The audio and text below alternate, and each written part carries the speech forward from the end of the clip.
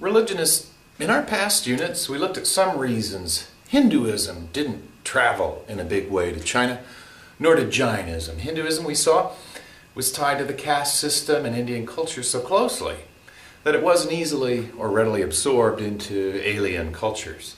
Jainism is so ascetic that, in fact, well, the Jain priests couldn't even travel across the deserts or the Himalayan mountains wearing nothing. So Buddhism travels along the Silk Road to China, filtering in mostly through merchants and wandering monks, and in some cases the missions of kings. In particular, there's a little-known Buddhist empire, the Kushana Empire, that inhabits lands that are now Muslim, Afghanistan, Pakistan, large parts of Uzbekistan and the like.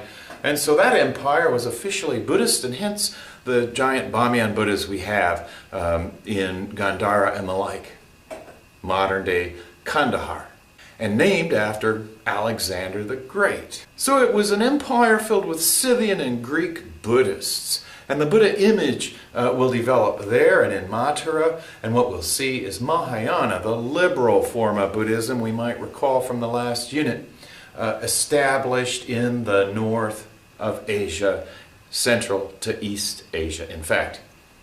And so when Buddhism enters China, we already know well that China has established religions of Confucianism and Taoism.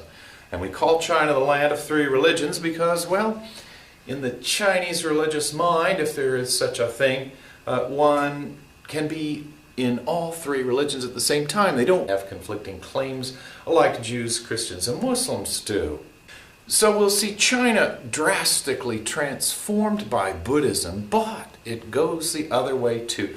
Buddhism will vastly transform Chinese culture also. With the advent of Buddhism, China gets spices from India, and all the Szechuan and other delicacies now are available to the Chinese palate. And so when we're looking at this Mahayana Buddhism as opposed to the Theravada conservative traditions of South and Southeast Asia, we see a very much more liberal Buddhism. Some things, in fact, the Buddha would not have approved of, such as making statues of himself. He said, don't do that. I'm not the focus. My message is the focus. And so for a couple hundred years, Buddhists refused to make images of the Buddha. But then the Greeks, with Alexander the Great, who famous for their images, couldn't help themselves. And so Buddhism becomes known as a religion of images in China, and the kind of Buddhism that will dominate is going to be this larger division, the Mahayana, the great vehicle of Buddhism, of our three Theravada conservatives, Mahayana liberals, and Tantric Vajrayanans, if you will, the diamond vehicle we call it, which will emphasize the body, and the body as a means to nirvana and final awakening. So let's take a look. How does this Mahayana Buddhism appear? We can see some things in the Vimalakirti Sutra, for example, where this Mahayana Sutra, these are all said to be by the Buddha for the most part, although they're all fabrications of later ages, and hence the conservative Buddhists do not acknowledge their authority. But in the Vimalakirti Nirdesha Sutra, we see in chapter 9 a goddess discussing things with the Buddha's foremost disciple intellectually, Shariputra, who claims that a woman cannot become awakened or enlightened. And so in the middle of their discourse, the goddess swaps bodies with Shariputra and says, well, who's on their way to nirvana now? In particular, this Mahayana Buddhism was more popular with merchants. The early Mahasangika, we think they're the original of the 18 sects that will rise up into this vast Mahayana Buddhism, the largest in numbers of adherents for sure, that these guys started handling money and even having, sexual intercourse with partners and the like. And so this Mahayana Buddhism appeals even more arguably to women, but also merchants, because it becomes a type of Buddhism you can practice in your home quite easily. And so it expands the reach of the Buddhist tradition, more and more inclusive, and thus more flexible as well. Hence, This Mahayana Buddhism was capable of absorbing so many Confucian and Taoist elements into it, while some conservative Theravada monks made it to China, and there was some of that in China. Those largely died out. And so it's important to realize that this Mahayana division of our three, being more expansive and liberal, sees itself as the great vehicle, and the Theravada and other conservatives are the Hinayana, an insult for sure, don't call them that, because they only really allow for the life of a monk in the formal aspects of the tradition. In the thinking of all Mahayana Buddhist traditions as well, we may recall the thought of that great thinker Nagarjuna, who, influenced by the discovery of the zero in India, develops a whole philosophy around zero-ness, or shunyata, wrongly translated in my opinion as emptiness, or nothingness, but frankly, zero is what it's all about. And we remember the Buddha's own religion is about the middle way, and if we think of the zero, it is in the middle of all the positive and negative integers, and thus a hub for infinity. So for Nagarjuna, it's infinite in all directions, this world, and every moment, in fact, can be divided infinitely. There are no atomic time-space units like the conservative Buddhist thought, in his opinion. So then for the Madhyamika school of Nagarjuna, among the two big Mahayana schools, the Yogacara, Yoga Praxis school, which emphasizes consciousness, and the zeroness tradition of Nagarjuna, we see these emerge as the most influential philosophies of North, Central, and East Asia. For Nagarjuna taught not truth versus falsehood. For him, everything is true to some degree, but in a concealing way. So all words conceal because, first of all, they separate subjects from objects. And you can't separate a subject from its object. And please see the unit on Indian Buddhism to find out more about those arguments.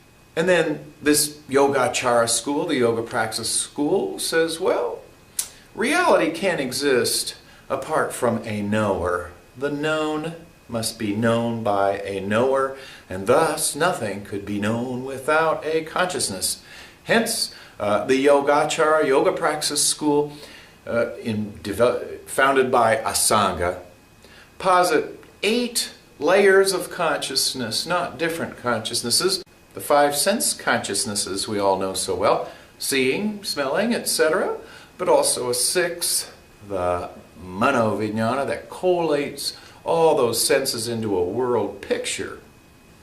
The early Buddhists only posited these 6, but the Yogacara go further and even outdo Freud with their idea that there is another ego level, manas, and that is where the James Powell resides, is at that level, and that is the target. The enemy is that ego consciousness. Finally, there is the Alaya Vijnana, the basal consciousness, and that, they say, is what reincarnates through time. So those are a few features of Mahayana Buddhism with which we should be familiar to understand what happens in China and Tibet. And it should be said that basal consciousness then is what reincarnates and also contains, like a seedbed in a garden, all your past karma from prior lifetimes, believe it or not, and that's what's going to carry you into the next lifetime. Even though these yoga praxis fellows agree with the Madhyamika that in the end, consciousness is part of a feedback loop, Buddha's original idea, in fact, and the consciousness itself has no self-existence, but being dependent on what the knower knows, it too is empty of self-existence. So those two schools simply really disagree about the reality of consciousness. Is it a complete fake, as the Madhyamika will maintain, so to speak? It's true, concealingly, but ultimately it is not. And for the Yogacara, for there to be awakening of a consciousness, then there must be, well, a real consciousness for that to happen. And so for the yoga praxis as well, my James Powell ego is just a projection onto nothingness. it is illusory, and yet it also exists as a reality, even though what I know, those things are all fake or imputed, we could say, projected onto an empty screen. So as Buddhism enters China, there's a big problem the Chinese have with even translating Buddhist terminology. We can see in the West this was a problem also. The Sanskrit word dharma in Buddhism means ultimate reality, but it also means ethics and behavior. It also refers to the alleged infinitesimal time-space units that make up existence, rejected by those Madhyamika we just discussed. But nevertheless, the dharmas of early Buddhism, all of these things go into this word. And so initially Taoists thought the Buddha was a reincarnation of Lhasa in India. And for the Chinese consciousness, as I understand it, India, the heavenly kingdom, is filled with phantasmagorical imagery and ideas that were alien to the Chinese civilization prior to the advent of Buddhism. Even in the West, early Buddhologists, as we call them, translated this word dharma as law, because the closest thing they could think of was kind of God's eternal law. And we can see, finally, in today's modern American and European Buddhology, we did what the Chinese eventually did in the transmission period that took some 3-4 centuries to develop just terminology to think about Buddhism. And so the Sanskrit term returns in China as it has done in modern Buddhology. No one translates that term. Buddhism is its own thing, if you will. And so it's important to remember that when Buddhism enters China, it is not a civilizing force. Chinese civilization is one of our 4 seats of ancient civilization. So Buddhism mixes and mingles in this transmission period, and in the process is influenced by Taoism and influences Taoism as well, and Confucianism to some degree, though Confucianists will be somewhat oppositional to Buddhism. Now Buddhism will be a civilizing force, and well, the old northern barbarians, as the Chinese know them, the non-Han Chinese, the Mongols, Manchu, and Tibetans. Their Buddhism will bring literature, government, all kinds of things that come with civilizations, just as Christianity will likewise civilize Russians, Germans, and other European peoples. So St. Cyril and Methodius developed the Russian alphabet, and likewise Buddhist scholars bring the Devanagari script to Tibet and these other cultures. So Buddhism will shape these cultures, but be shaped by Chinese civilization. As Buddhism enters China, it brings with it the things that appeal to people around the planet about Buddhism, notably the role for women. We saw in the Indian Buddhism that those early beggaresses, nuns, bad translation, sang hymns of praise that they could leave that jerk behind and get an education and be free of household duty. And so in patriarchal Confucian culture where the woman is to be obedient to her husband, Buddhism was a kind of proto-women's liberation. Not that things were completely equal there, for sure. As Buddhism becomes established by the 600s-700s, it's big, very popular, a lot of money, kind of outclasses the Confucian and Taoist institutions. And so we see the emergence of great Chinese culture heroes like Xuanzang. Master Xuanzang traveled for 16 years on his way to the Kushana Empire I mentioned, and also down into India itself, collecting the Chinese Buddhist sutras that had existed at that time. When Master Xuanzang comes back, that's when we get new original terminology for Buddhism, and that is when Dharma is no longer known as the Tao, but by this time, as he calls it, Daruma, or Dharma. So in this peak period of Buddhism in China, the monks called the government coffers their inexhaustible treasury. And we can see the only time in China where an empress reigned is the Empress Wu, very devoutly Buddhist. She gave millions to build fantastic structures, monasteries for the Buddhists, including the famous mirrored hall of Fasan, one of the ancient wonders of the world. And in it, mirrors surrounded the people entering this dome-like structure, and in the middle is a Buddha with a candle, and when you're in there, you see your infinite self like a hologram, as Fasan believed the universe to be, reflected with a Buddha nature image in the middle of your own image in the mirrors in this hall. And so we can ask ourselves, would we like to see a lot of our tax dollars go to pay for, as the Confucian guys are going to kind of see it, guys to meditate on their navels and not be very economically productive? So her period represents a time where Buddhism is a powerhouse in China, as it will continue to be, although we will also see by the end of, well, the 9th century, 843 to 845, Emperor Wuzong is told by Taoist advisors that if he eliminates black from China, he can attain immortality, and black refers to Buddhism. Likewise, the Confucian scholars were none too thrilled then about this family and world-denying religion as far as they were concerned. So we can see in China, there were all the Buddhisms from India and local ones developed in China that didn't exist anywhere else really. But by this persecution of Emperor Wuzong, many of these are gone, as are tens of thousands of monasteries and some 30,000 monks forced back into the labor market. So the fancy Buddhisms, if you will disappear, but two will remain mostly influential. And let's just look at the first of these, the Qingde, or as it's called usually in the West, the Pureland school of Buddhism. In fact, goes back to India as Sukhavati school, or we can really better translate it, not Pureland, but Happiness Buddhism.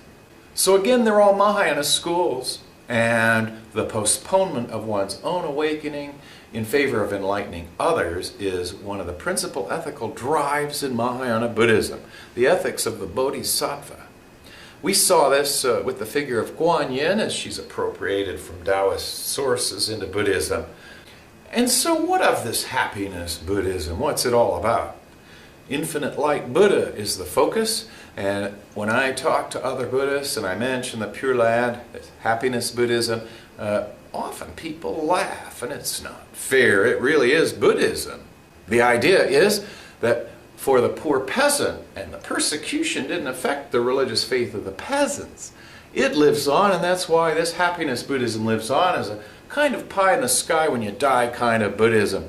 So it is thought that the infinite light Buddha, Amitabha, or immeasurable light, was once a human named Dharmakara, appearance of the Dharma. And he made a vow to attain full awakening and then save all beings. When he attained to the superconsciousness the Mahayanists believe are existent for the millions and myriads of cosmic Buddhas that the conservatives reject. And that Dharmakara becomes the Buddha of the West, welcoming the dying peasant into his loving arms. There it's said the peasant can train in Buddhism and thus themselves speedily make their way to Buddhahood also. And in that Pure Land, the descriptions are of lotus blossoms falling from the heavens, lapis lazuli floors, beryllium pillars, and I think you get the picture. It's pretty nice in the Pure Land of Happiness Buddhism. And so among the Pure Land teachings, certainly, especially I'm thinking of Shinran, a Happiness or Pure Land scholar of Japan. His view was that the scholars and the learned and the monks are actually farther away from awakening and nirvana than is the sinful, poor person. And why is this? The sinful or poor person has less of an ego than these important types. So we can call Amitabha really this faith a faith in the grace of a power that is other than the individual, and when this other power merges with my self-power, then that for me is awakening. And it can happen here and now in this world. It need not take death if I connect my consciousness with infinite light Buddha. Then I see this very world as the Pure Land. And in that sense, this is not a kind of Protestant or Christian Buddhism. It is still Buddhism, but granted, a very new kind of Buddhism in the world. So this Dhyana school, well, gets its origins. Of course, they all claim to go back to the original Buddha. But specifically in China, it's the emergence of this monk, Bodhidharma.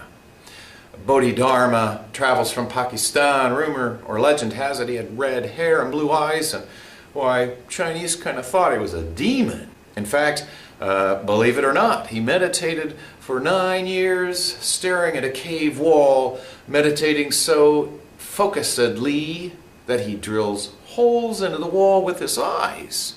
That cave exists to this day. One thing Bodhidharma noticed in China, though, and this again, the practice of Tai Chi and Taoist emphasis on kinetic movements as aspects of the religion.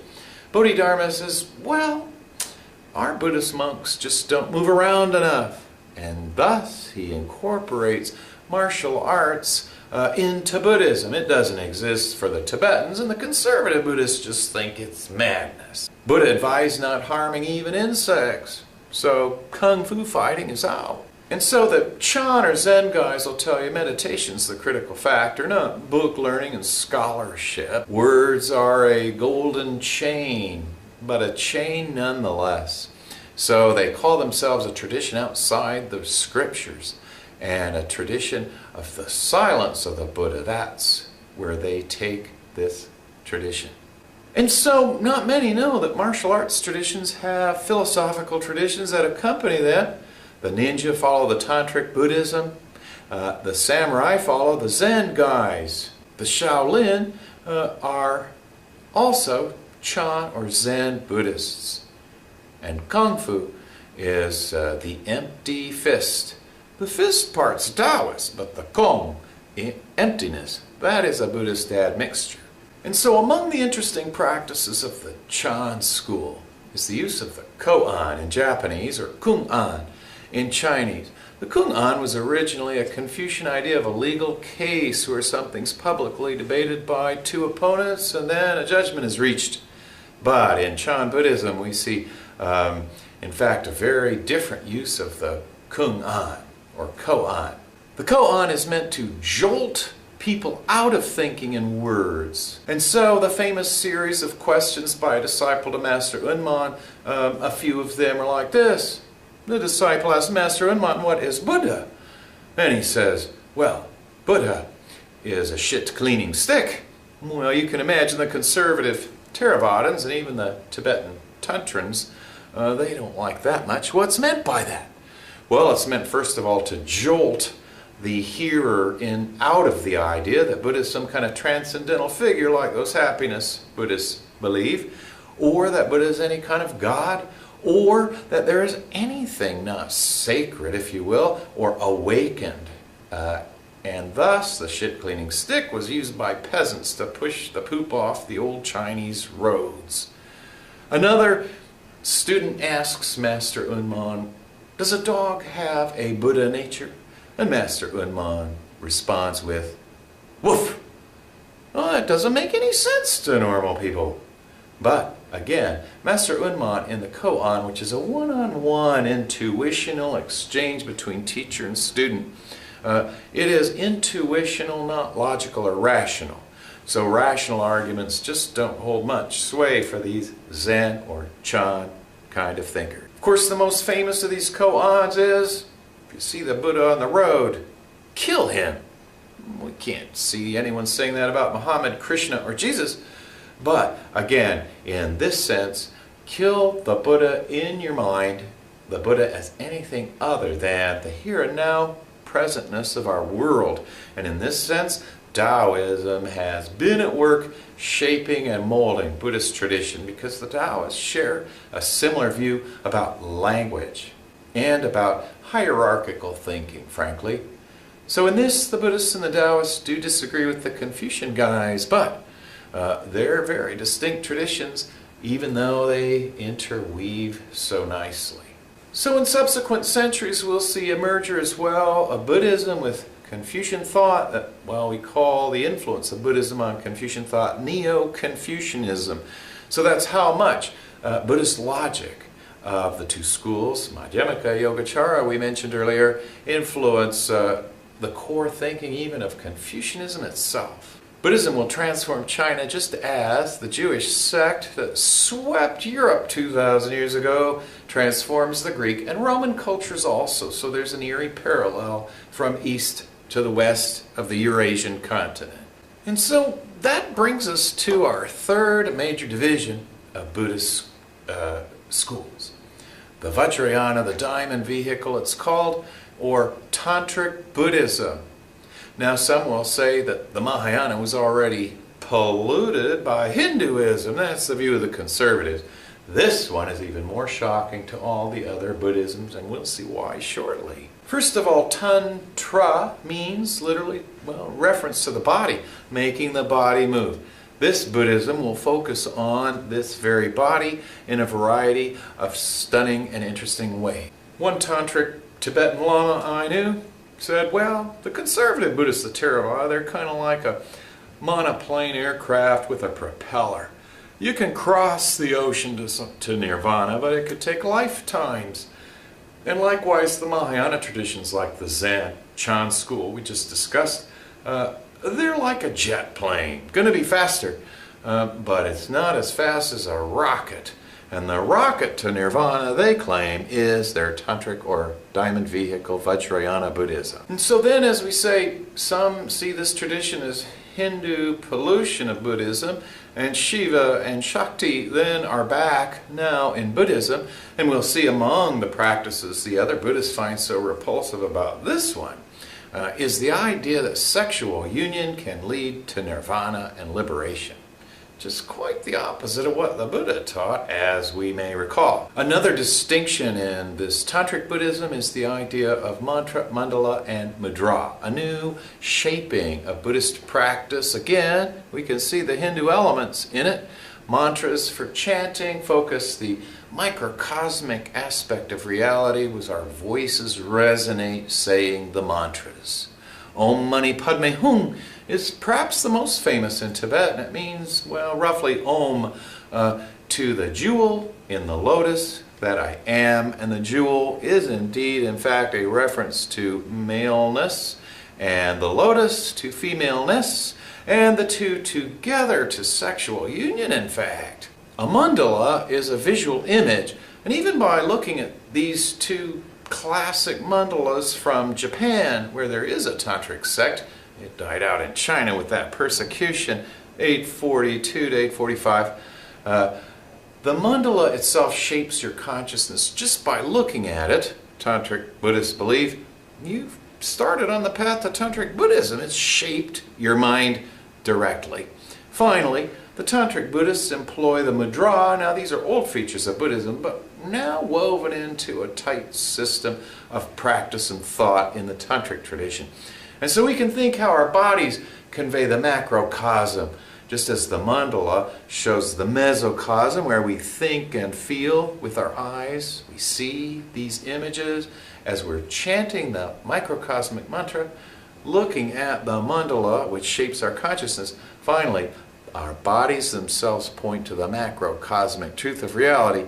And if I do this, most Americans know what I mean. Or if I do this, or likewise, if I do this, we know what I'm talking about. And then there are other ones that, well, frankly, have equivalents in Tantric Buddhism too. This one would be our middle finger when the image of the Bodhisattva is scolding you for your bad karma. So among these Tantric superheroes of Tibet, and again, this will be the kind of Buddhism we see spreading from India to Tibet, then Mongolia, then finally, last stop, Manchuria. Among these superheroes figures, we've got Yeshe Tsogyal depicted here. She's naked. That's not allowed by the Indian conservative Buddhists. Why is she naked? because she's given up all attachment in a way similar to the Digambara Jains we studied already. Although in this case, Yeshit Sogyal is engaging in tantric intercourse. It is said, in fact, that once raped by several men, she didn't seek revenge. She was not harmed because her mind was crystal clear and awakened, and she, in fact, believe it or not, converted them all to Buddhism.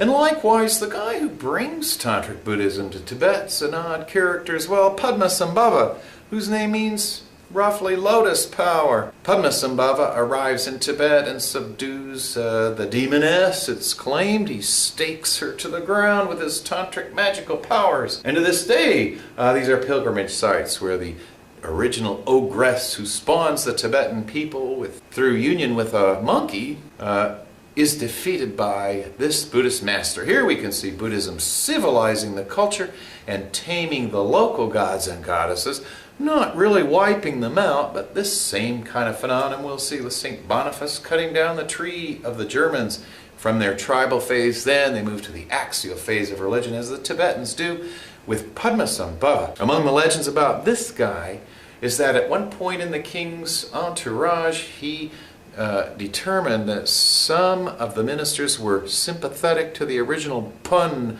faith, the tribal religion of Tibet, and so Padmasambhava takes his finger and shoots a ray of power at that minister, because he's kind of omniscient, believe it or not, and the minister is fried to a crisp.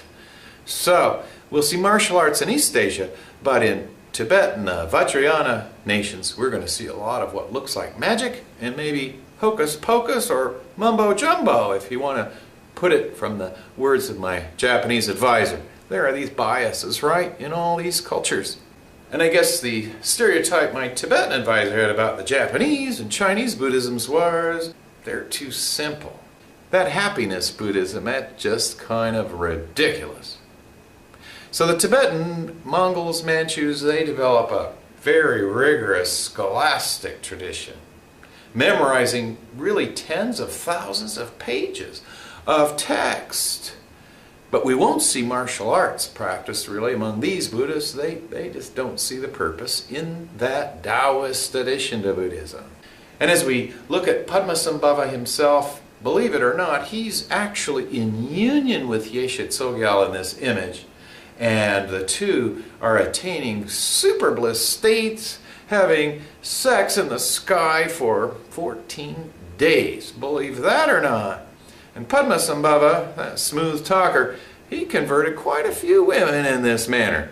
For these Tantric Buddhists, then, there are many cosmic Buddhas. We saw that with the Mahayana, but now they're elaborated into many myriad meanings, types of Buddhas, their images, their colors, their objects, and all of this does look a lot like Hinduism, and it definitely is a hybrid. We can see really the workings of Shiva in Buddhism here. One Tibetan Lama, in fact, told me instead of coffee to wake up in the morning, he meditates on the image of Diamond Foot, and that gives him energy to get going in the morning. So that's kind of what these mandalas are. The gods and goddesses aren't gods or goddesses like Jehovah or Allah. These gods and goddesses are called mind impressions. So they're not real. They're real, though, as much as our consciousness itself is real. And so how does this Tantric Buddhism then spread to the Mongols? Well, kind of simple, the Mongol Empire. The Tibetans were spared because by this time Buddhism's become a state religion in Tibet. The righteous kings have given away to really Buddhist leaders of this nation. And as the Mongols conquered Tibet, they kind of thought these people are holy, and they convert to Buddhism. And so we'll see Genghis Khan is in fact part of tribal phase of religion, Temujin as they called him, but his grandson Kublai Khan will rule all of China, and his advisor will be a Tibetan Tantric Sakya Lama, in fact. And Chan and Happiness or Pureland Buddhism kind of going to take second-class status until the Ming Dynasty emerges with our Shaolin Kung Fu generals leading the myriad millions of Happiness Buddhist peasants. And not many are aware as well, the last Chinese dynasty was Manchu in nature. And the Manchu pick up the Tibetan style of Buddhism from the Mongols. So it's a domino effect across North and Central Asia. The Qing dynasty is the last one, Manchu was called. Also privileged Tibetan Buddhism, but now it is the Buddhism of the Dalai Lamas. Who are they? Dalai, in fact, is a Mongol term. A Lama means one possessing La, or spirit. And these are not just every Buddhist monk. They're not all lamas. They've got to be privileged. And so the Dalai Lamas emerge in real fact with the third one, but two others are said to have predated him, even though they didn't know they were Dalai Lamas. And so the idea is a bit like the old divine right of kings kind of concept in Europe, only even more so. The Dalai Lamas are, in theory, the bodhisattvas of infinite compassion, Avalokiteshvara. And so they are manifestations, again, Hindu avatar style, of that consciousness of that great Buddha, bodhisattva in our world. And believe it or not, there are said to be projections all around not only this planet, but many, many dimensions of this bodhisattva's compassion. And so by the 1500s, we'll see the fifth Dalai Lama makes Tibet a powerhouse and establishes the government as it exists today. Well, I like to think of him kind of like an Abraham Lincoln sort of guy. Not a founder like Washington, like the three early righteous kings who convert to Buddhism. By the way, after a great public debate between a Chan Buddhist and then an Indian Buddhist about really whether one can attain awakening gradually or instantly, as the Chan guys say, and about whether we really need to study a lot of scriptures, or, as the Indian scholar claim, or whether, in fact, studying scriptures will take you down a wrong path. And so this is the 14th Dalai Lama we have today, and he's the 14th because it's the 14th time, they believe, that he has manifested his great consciousness as a bodhisattva of compassion into this world to guide the Tibetan people, believe it or not. So to find a new Dalai Lama, well, the prior one, like the 13th, said, look for me in Mongolia. And so they did. But also, the state oracle of Tibet, wearing a lead hat of some hundreds of pounds, so that when he absorbs the power of 5 cosmic Buddhas, believe it or not, he doesn't explode. He predicts the birthplace of the next Dalai Lama as well, and frankly, the 3 wandering wise men of the New Testament story has more in common with this kind of Buddhist path than anything we really see in the rest of Christianity, or certainly Judaism, and it's not there in Islam. But a small committee then traveled to the regions predicted by the last one and by the state oracle, and bring with them several objects, the begging bowl or the robes and the like. And the little kid who can pick the prior Dalai Lama's goods is designated as the new Dalai Lama. And what many don't know is it's not just the Dalai Lama of Tibet, the ocean Lama, ocean of wisdom. But Mongolia has its own Dalai Lama, third in importance after 2 Tibetans in the hierarchy. And then, believe it or not, even governors of provinces were considered reincarnated lamas. So we, in the United States, we would have maybe our second Kennedy reincarnation if we were to deem him a great bodhisattva of compassion. Not only that, but governors of states would also be these reincarnated lamas chosen in this manner. So we can see this is quite a different Buddhism, focusing on the 7 chakra energy centers of the old Hindu and Indian view of the body. And even without sexual union, a practitioner can, in theory, merge the male and female channels in one's own body and dissolve them into the central channel of emptiness, this shunyata, or zeroness, in fact, and thus attain a full awakening in one's own practice. So the Dalai Lamas have no sexual partners to attain awakening. They can do that within their own minds. And believe it or not, the tantric guys can generate heat up to 115 degrees outside their body.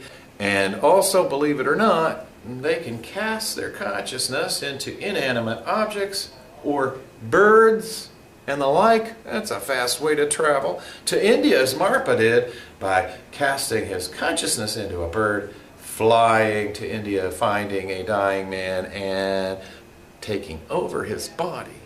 So by now, if we look at the Indian Buddhism, we looked at the original Theravada. They stick to what the Buddha taught. But now the Northern, Central, and East Asian Buddhism's pretty liberal, I think, is clear. And also a wide divergence of practice and thought from Buddha's original, with the importation of Taoist elements in East Asian Buddhism and Hindu elements in this Tantric Vajrayana Buddhism. So that is the nature of Buddhism beyond India.